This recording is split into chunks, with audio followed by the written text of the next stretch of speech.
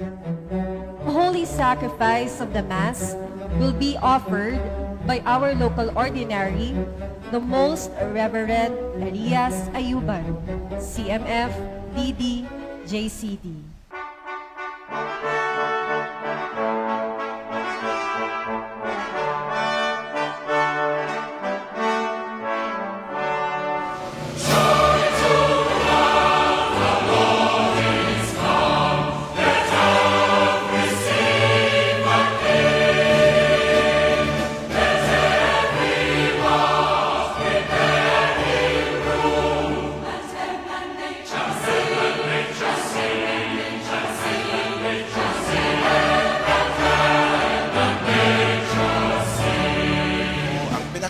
Mahalagang mensahe ng Paskong ito. Ang Panginoon ay isinilang para yakapin tayong lahat.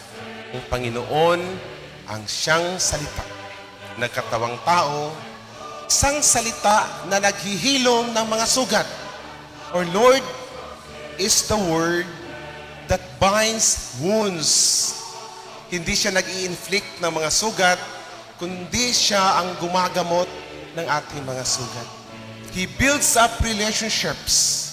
Isang salita na nag-uugnay sa ating lahat.